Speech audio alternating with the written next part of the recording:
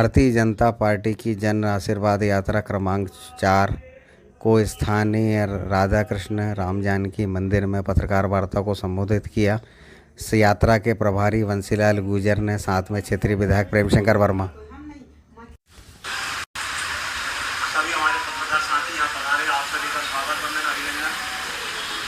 इस पत्रकार वार्ता को संबोधित करने के लिए हमारे बीच में भारतीय जनता पार्टी के साथ मोर्चे के राष्ट्रीय अध्यक्ष सम्मानीय यात्रा के प्रभारी, यात्रा के सह प्रभारी सम्मानीय जिले की यात्रा के प्रभारी सम्मानीय भरत सिंह राजपूत जी, हमारे लोकप्रिय विधायक क्षेत्रीय सम्मानित प्रेम शंकर वर्मा जी, महिला मोर्चा की प्रदेश अध्यक्षा जी माया नावलिया जी, सम्मानीय संतोष पारी जी, विधानसभा के प्रभारी हमारे इस प्रेस कॉन्फ्रेंस में हमारे बीच में उपस्थित हमारे इस यात्रा के संयोजक भारतीय जनता पार्टी के वरिष्ठ नेता आदरणीय डॉक्टर बहादुर सिंह जी, हमारे इस यात्रा के जिला प्रमुख आदरणीय भरत सिंह राजपूत जी, हमारे लोकप्रिय विधायक आदरणीय प्रेम शंकर वर्मा जी, हमारे बीच उपस्थित है हमारी महिला मोर्चे की प्रदेश अध्यक्ष आदरणीय माया दीदी, हमारे मीडिया प्रभारी भाई अमित जी, व्यास जी, और हमारे इस क्षेत्रीय टोली के सदस्य भारतीय जनता पार्टी के वरिष्ठ नेता आदरणीय संतोष पारी जी, आदरणीय मंडल जी, हमारे विधानसभा के प्रभारी जी और उपस्थित हमारे प्रेस के सभी साथी मित्रों, आप सबका स्वागत है। भारतीय जनता पार्टी की जन आशीर्वाद यात्रा 4 सितंबर से प्रारंभ हुई थी और इस यात्रा को उज्जैन यात्रा क्रमांक 4 उज्जैन नाम दिया गया है। पिछले 3 बार से भारतीय जनता पार्टी एक ही जन आशीर्वाद यात्रा निकालती थी और हम 150-60 विधानसभाओं तक जाते थे और इस बार पार्टी ने तय किया कि 5 यात्राएं निकाली जाए और मध्य प्रदेश की कोई भी विधानसभा जन आशीर्वाद यात्रा से अछूती ना रहे, ऐसा कार्यक्रम, ऐसा प्रोग्राम पार्टी ने बनाया। उसी कार्यक्रम के तहत हम उज्जैन यात्रा को लेकर के और 4 सितंबर को नीमच से निकले थे और आज रात हम सिवनी मालवा की इस धरती पर पहुंचे हैं। कल जब हमने हरदा जिले में प्रवेश किया था तो हरदा विधानसभा, उसके बाद में टीमरनी विधानसभा और सिवनी मालवा विधानसभा में हमने प्रवेश किया। हरदा में हमारी बड़ी सभा रोड शो था, रोड शो के बाद में बड़ी सभा हुई है जिसमें हमारे असम के मुख्यमंत्री हेमंत बिश्व शर्मा जी उस सभा को संबोधित करने आए थे। कल की यात्रा का हमारा नेतृत्व कर रहे थे हमारे साथ हमारे पूर्व प्रदेश अध्यक्ष और भारतीय जनता पार्टी के वरिष्ठ नेता आदरणीय प्रभात झा जी। मैं आप सब मित्रों को बताना चाहता हूं कि 7-8 सितंबर से पानी प्रारंभ हुआ है और जब से बरसात प्रारंभ हुई है तब से भी और उसके पहले भी अपार जनसैलाब उमड़ करके और जन आशीर्वाद यात्रा को आशीर्वाद दे रहा है। महिलाएं, बच्चे, नौजवान सभी का अभूतपूर्व समर्थन हमारी इस जन आशीर्वाद यात्रा को मिल रहा है। भारतीय जनता पार्टी जन आशीर्वाद यात्रा के माध्यम से जन जागरण करने के लिए और प्रतिदिन 30 से 40 हजार लोगों से जुड़ने का कार्यक्रम हमने बनाया था। मैं कह सकता हूं कि जो लक्ष्य हमारा था उस लक्ष्य से कहीं ज्यादा बढ़कर के और अपार जन समर्थन हमको मिल रहा है। लगभग 50,000, 60,000, 70,000 लोगों तक हम प्रतिदिन जुड़ रहे हैं और प्रतिदिन 60-70 हजार लोगों से जुड़ करके भारतीय जनता पार्टी की मध्य प्रदेश सरकार का रिपोर्ट कार्ड, केंद्र की नरेंद्र मोदी जी की सरकार की जो उपलब्धियां हैं, उस सरकार की जो पहले हैं, गरीब कल्याण पर्व के तहत जो मोदी जी ने सामाजिक सशक्तिकरण के जो काम किए हैं, उन सारे कामों को लेकर के माननीय शिवराज सिंह जी चौहान की सरकार ने जो सामाजिक सशक्तिकरण के काम किए हैं, उन कामों को लेकर के हम जनता तक पहुंचे हैं और निश्चित तौर पर जनता का जो अपार जन समर्थन हमको मिल रहा है, उससे हमने जो उद्देश्य तय किया था, जो लक्ष्य तय किया था, उस लक्ष्य को हम पूरा कर पा रहे हैं। मैं आप सब मित्रों को बताना चाहता हूं कि हमारी शामिल हैं 12 जिलों की 44 विधानसभाएं शामिल है और हमने तय किया था कि हम 60 आम सभाएं करेंगे। तो कल हमने 3 आम सभाएं की है। हमने हरदा में आम सभा की, हमने भिवंडी में आम सभा की और सिवनी मालवा में आकर के आम सभा की। इस तरह से 60 आम सभाओं के माध्यम से 90 रथ सभाएं हमने तय की थी, 90 रथ सभाओं के माध्यम से, और रथ सभाओं को तो संख्या हमारी 90 से 1.5 हो रही है लगभग। जहाँ रथ सभाएं तय नहीं थी वहाँ भी अपार जनसेवा जब सामने होता है तो उनको संबोधित करके रथ सभाएं हम कर रहे हैं। 300 हमने स्वागत सभाएं तय की थी, तो स्वागत के स्पॉट भी हमारे बढ़ रहे हैं। काफ़ी जगहों पर लोग एकत्रित होकर के और इस आशीर्वाद यात्रा को अपार आशीर्वाद दे रहे हैं। कुल मिलाकर के और 18 दिन में हम 2200 किलोमीटर चलेंगे। अब हमारी यात्रा के 5 दिन और शेष हैं। आज हम यहाँ से प्रारंभ करेंगे सिवनी मालवा से और दिन भर चल करके रात को हम बैतूल में पहुँचेंगे और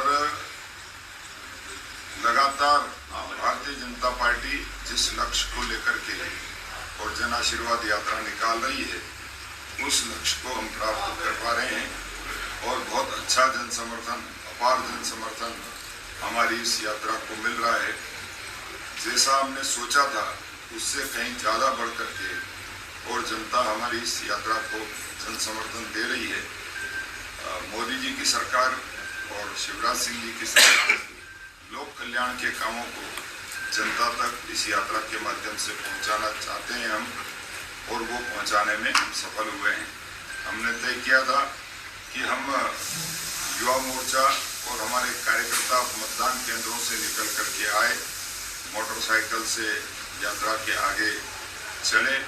हर मतदान केंद्र से 10 मोटरसाइकिल 20 कार्यकर्ता निकले। उस लक्ष्य को भी हम हासिल किया है हमने, और हमारी ये जन आशीर्वाद यात्रा बहुत सफलतापूर्वक अपने लक्ष्य को प्राप्त कर रही है। मुझे यात्रा के बारे में आप सभी मित्रों को यही बताना था। बहुत बहुत धन्यवाद। भारत माता की जय।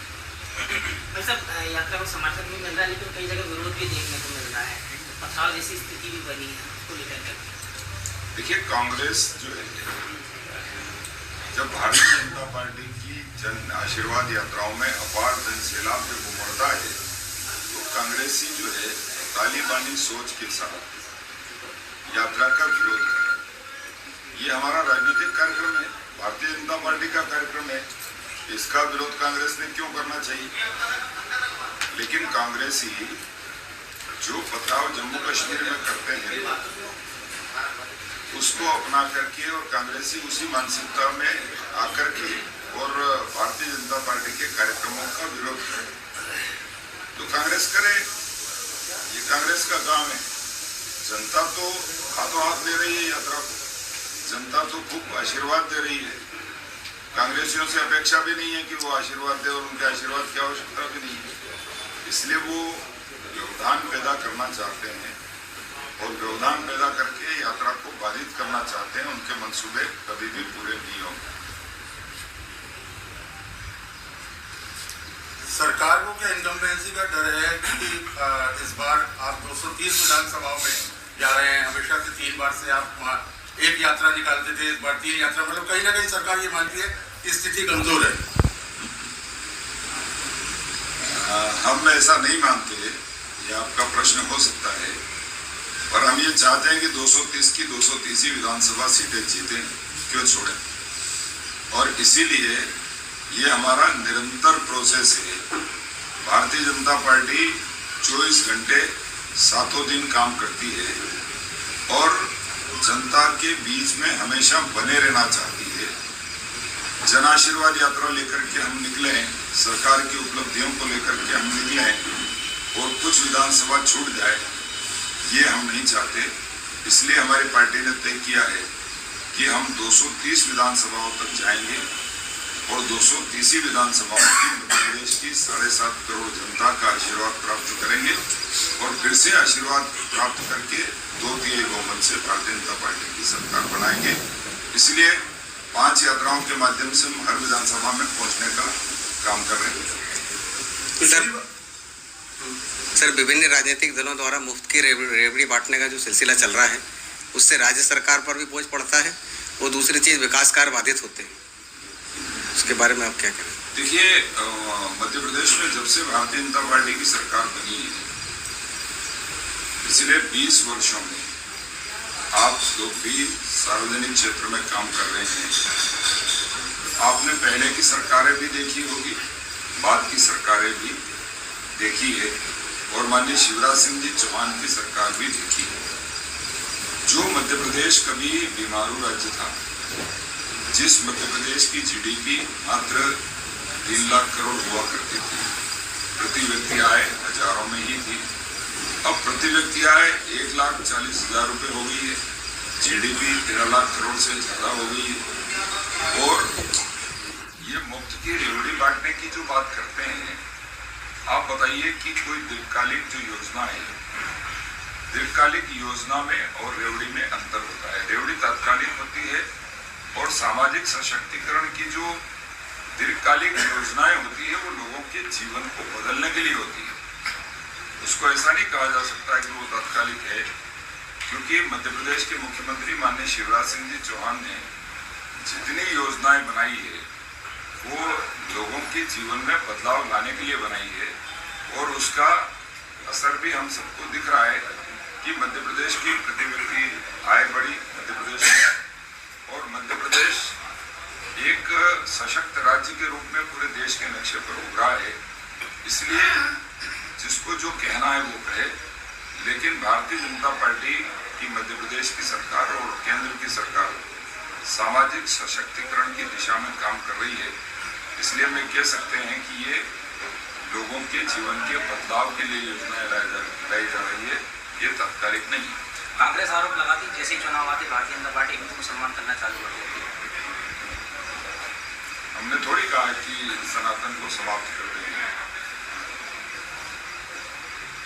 दयानिधि ने कहा, और दयानिधि के साथ गठबंधन है कांग्रेस का, और कांग्रेस के खरगे का बेटा कह रहा है कि सनातन को समाप्ति कर देना चाहिए, सनातन देश में ठीक नहीं है।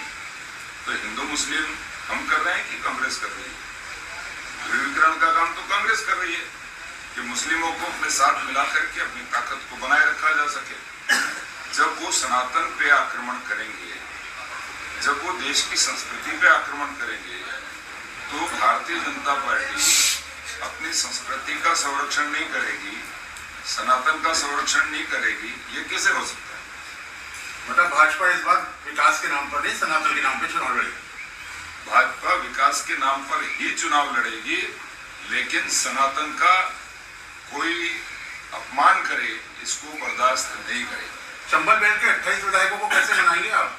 आपके जो जमीनी कार्यकर्ता है जो 5 साल भारतीय से जनता पार्टी की चयन प्रक्रिया का एक प्रोसेस है और उस प्रोसेस में भारतीय जनता पार्टी के लिए जो जीतने वाला उम्मीदवार होगा, उस जीतने वाले उम्मीदवार को भारतीय जनता पार्टी फिर से मैदान में लाएगी। कल आम सभा मंच के एक कुर्सी खाली थी, कहाँ आशीर्वाद की कमी रह गई? देखिए, आम सभा में आप सबने देखा होगा कि जब हम आए तब तो जगह नहीं थी, तब तो लोग बाहर खड़े थे, 1500 लोग। जिन माताओं को जैसे 5:30 बजे से उठाया गया था, महिलाओं की भी अपनी एक मजबूरी होती है, उनके अपने परिवार की, तो बहुत लंबा समय हो गया रोड शो करते करते, जब हम पहुंचे लंबा समय हो गया। ठीक है, स्वाभाविक है उनका जाना। चुनाव के ठीक पहले इतनी सारी घोषणाएं करने का मकसद? मैंने इसके लिए पहले बोल तो दिया, चुनाव के पहले थोड़ी, निरंतर प्रोसेस है। शिवराज सिंह जी तो हमेशा जनता के बीच में रहते हैं, जैसे जनता का दुख दर्द देखते हैं कि उसको उस दुख को दूर करने के लिए योजना का स्वरूप दे देते हैं। तब तक नरेंद्र मोदी जी के नाम पर, शिवराज जी के नाम पर, योगी जी के नाम पर भाजपा चुनाव लड़ती रहेगी। नरेंद्र मोदी जी देश की आशा और आकांक्षा है।